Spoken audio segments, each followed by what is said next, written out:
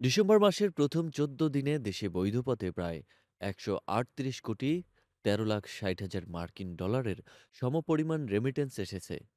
দেশীয় মুদ্রায় যার পরিমাণ প্রায় ১৬,৫৭৬ কোটি টাকা, প্রতি ডলারে ১২০ টাকা ধরে। দৈনিক গড়ে রেমিটেন্স এসেছে প্রায় ৯,৮৭,০০,০০০ ডলার বা ১,১৮৪ কোটি টাকা। সম্প্রতি কেন্দ্রীয় ব্যাংকের প্রকাশিত সবশেষ হালনাগাদ প্রতিবেদন থেকে এ তথ্য জানা গেছে। রেমিটেন্সের এ ধারা অব্যাহত থাকলে ডিসেম্বরে দেশের প্রবাসী আয় রেকর্ড প্রায় $৩ বিলিয়ন পৌঁছবে বলে প্রত্যাশা খাত সংশ্লিষ্টদের।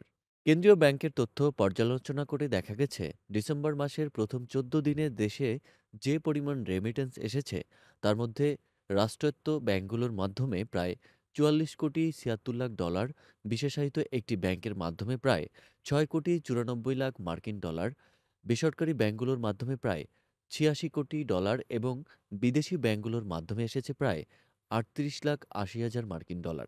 চলতি বছরের ২০২৪-২৫ অর্থবছরের চলতি ২০২৪-২৫ অর্থবছরে প্রথম ৫ মাসে অর্থাৎ জুলাই থেকে নভেম্বরে প্রায় $১১,৭৩,৭৩,০০,০০০ রেমিটেন্স এসেছে। অর্থবছরের প্রথম মাস জুলাইয়ে দেশের রেমিটেন্স এসেছে প্রায় $১৯,৩৭,৭০,০০০।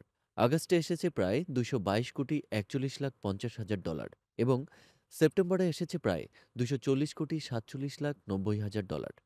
অক্টোবরে প্রায় $২৪,২,৪০ বিলিয়ন। সবশেষ নভেম্বর মাসে এসেছে প্রায় ২২০ কোটি অর্থাৎ ২.২০ মিলিয়ন মার্কিন ডলার। এর আগের অর্থবছরে ২০২৩-২৪-এ প্রায় ২,৩৯২ কোটি মার্কিন ডলারের সমপরিমাণ রেমিটেন্স পাঠিয়েছেন প্রবাসীরা। দেশীয় মুদ্রায় যার পরিমাণ প্রায় ২,৮২,০০০ কোটি টাকা। রেমিটেন্সের এই অঙ্ক এ যাবৎকালের দ্বিতীয় সর্বোচ্চ। দেশের ইতিহাসে সর্বোচ্চ রেকর্ড রেমিটেন্স এসেছিল ২০২০ থেকে ২০২১ অর্থবছরে। সেবার আসে প্রায় ২,৪৭৭ কোটি মার্কিন ডলার।